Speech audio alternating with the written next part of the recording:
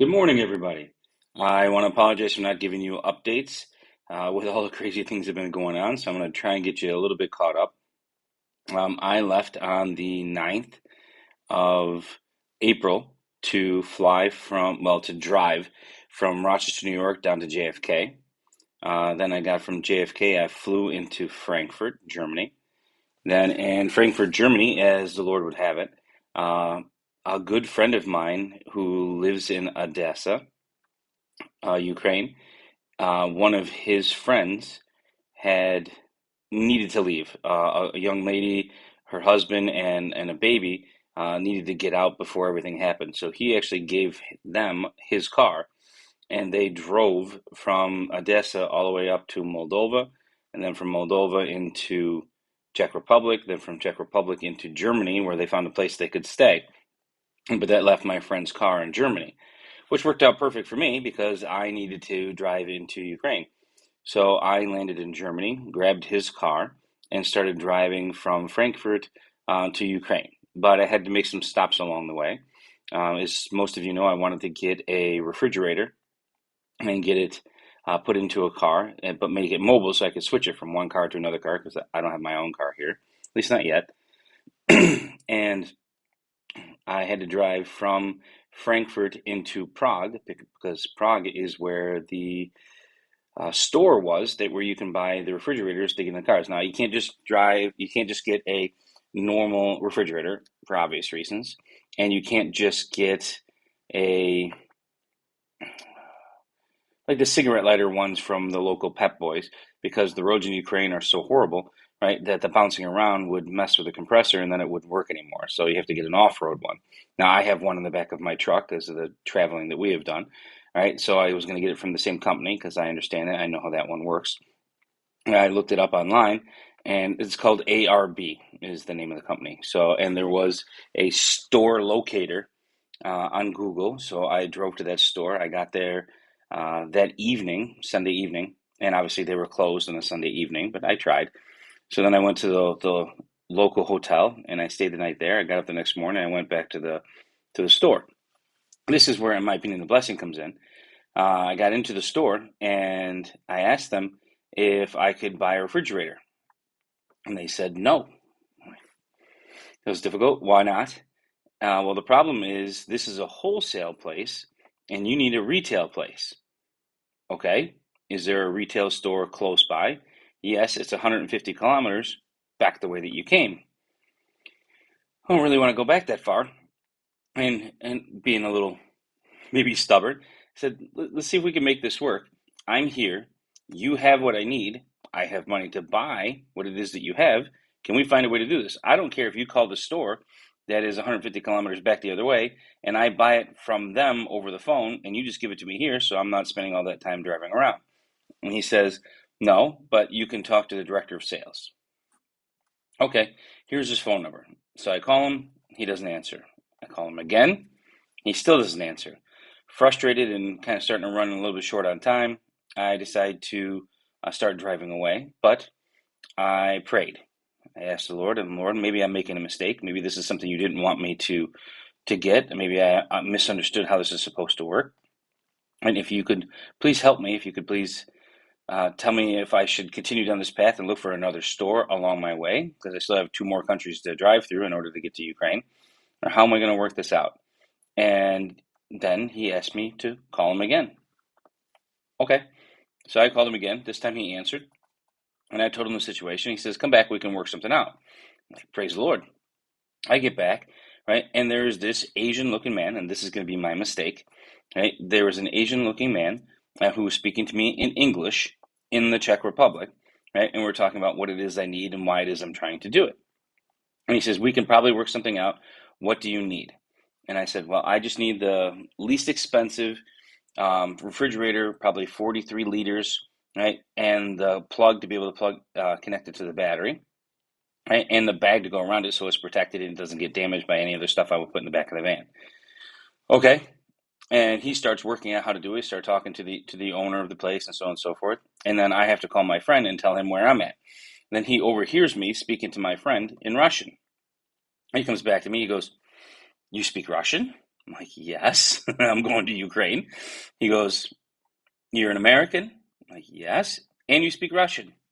Yes. Okay. So he starts speaking to me in Russian. Now my brain's about ready to explode. This Asian looking man is speaking to everybody else in Czech and speaking to me in English, and now he just picked up in Russian. So I have to ask him, where are you from? He goes, I'm from Kazakhstan. Makes sense. Asian speaking Russians. I got it. All right. So we start having full conversations in Russian about this, about this, about this, that, and the other thing. He goes, well, hold on. We go into the warehouse, right? And there are two Ukrainian guys, one from Odessa and one from Nikolaev, the places I was just at, and I explained to them what's going on in their town and what got exploded and what hasn't gotten exploded. Obviously, a couple weeks, well, a week, 2 weeks maybe, 2 weeks in the past, and they were so excited that they went to the boss and asked to help. And it turns out that they gave me the refrigerator and the bag and the plug and something else at 65% off. 65% off. I was shocked, and I had to ask the Lord for forgiveness. That was just one of those great blessings. Then I threw it in the car, and I'm driving the rest of the way, listening to a really good book on the road. I do get to Poland, but I'm in Krakow, right? I got to Krakow a little bit late, met up my friend, his car.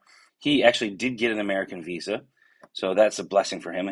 If he decides to go to America, he can now, so that's great. He, his wife, and his child. His name is Vadim. You'll probably hear about him a lot. Um, so then we just spent the night here, got up yesterday, and we got a list of things that we were supposed to do. So we spent the entire day yesterday, except for about 4 hours. We spent the entire day yesterday driving around from different pharmacy to different pharmacy to different store to different store to try and get the medications that we needed to get in it. I did get a lot of them. I did not get all of them. Unfortunately, it looks like in Czech Republic and in Poland, you need a prescription in order to get insulin, which kind of makes sense. Not 100% makes sense, but kind of makes sense. And after bouncing around and finding out how that works, I did find a couple of places who referred me to a couple of doctors that if I can get a prescription from a doctor in Ukraine, which would be easy to do, right? I can bring that prescription back into Poland, and they will fulfill that prescription for 3 months. So I have to get a couple of doctors in Ukraine. Again, this will be easy to give me a couple of prescriptions. So I come back here so I can get 3 months supply for a couple of different people. So turns out to get a lot of supply of insulin, and then I can drive back. So basically, I have to go into Ukraine, put my refrigerator into a different car, get the prescriptions, and then drive back into Poland. I drive around and get them, and then drive back out. Um, so it's a blessing. We found a way to do it. I got some of the other things I need to do, so I should be driving into Poland here driving into Ukraine here in the next few minutes. Also understand that I'm about 5.5 hours. Well, I'm about 4 hours maybe from the border of Ukraine.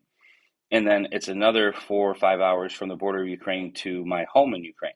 So today's going to be about a 10-hour trip. So this has basically been mostly logistics, but the Lord has been taking care of things. And I do want to say one other thing. Just because I was here in Krakow and my friend is here with me and it was his car, and he has left Ukraine. He got out before they closed the borders, and he's taking care of his family. And his business is mostly being run without him. He can't get back in because if he goes back in, he can't leave. Right? And he is a Christian, and he also is Jewish. And we're 45 minutes from Auschwitz. We took the tour, and that just happens to be a 3.5 hour tour. We took the tour through Auschwitz yesterday afternoon, and they were actually giving some similarities to what's happening in Ukraine to what happened during the Holocaust. Now, obviously, it's not the same. It's definitely not on the same scale. Not even close. Just at Auschwitz, it was 1.3 million people that were assassinated, that were genocided. And I know that there are people in Ukraine that have died, and there's thousands of people, but thousands to 1.3 million over a period of 4 years through gas chambers. It's a little bit different, but they were making the associations with communism and what they're trying to do and why. So just thought I would kind of throw that one out there. It was a blessing to see. It was definitely sobering, but I can't wait to get back into Ukraine. If I can ask you for one more thing for prayer, I know I'm going on at like 10 minutes now. Um, I have to make a decision about a car, whether or not I can get into Ukraine and I can borrow someone else's car, or if I can actually buy a car. It looks like there's the opportunity for me to buy one. Um, Now, you have to understand it's not like America. I can go in, I can buy a car tomorrow, and then in a month I can sell that car for the same exact cost that I bought it for. There's not that like $3,000, $4,000, $5,000 difference from when you buy it to when you sell it. So it could be something that I buy, use, and then sell when I'm done with it. I don't know how long I plan on being in Ukraine this time. Maybe another 4 weeks, maybe 6 weeks, maybe 4 weeks, and then back to America for a few weeks, and then back to Ukraine again. Whatever it is that I can continue to take care of my family, run my business, that I'm still doing in the evenings because of the 7 hour time difference, right? And come back to Ukraine. And I do plan on coming back to Ukraine as often as I can to help, even if after the war is over. Lord, please let the Lord be over soon. Right, so having a vehicle to get myself around, or to even to just drive across the border to get the things that I need and get back, because I'm the only one, well, not the only one, but I have a passport that allows me in and out as much as I want, right? So I have to make a decision on how to do that and if that is a wise thing to do. And so if you would pray with me on that so I could hear the Lord's voice and make sure that that is the wise thing to do, I would appreciate it. I am sorry for my disheveled look. I did not bring any of my stuff with me. So I'm on 3 days of almost the same clothes, um, getting back in. But I wanted to at least give you an update of what's going on. Thank you very, very much for your support. Thank you for your patience. Thank you that even though I'm here, people are still making donations. That definitely does help with some of the things we're going to have to buy, because they're getting a little bit more expensive when we figure out what's going on. Right? Thank you, thank you, thank you. And if you have questions or anything, please put them in the comments below. Bye.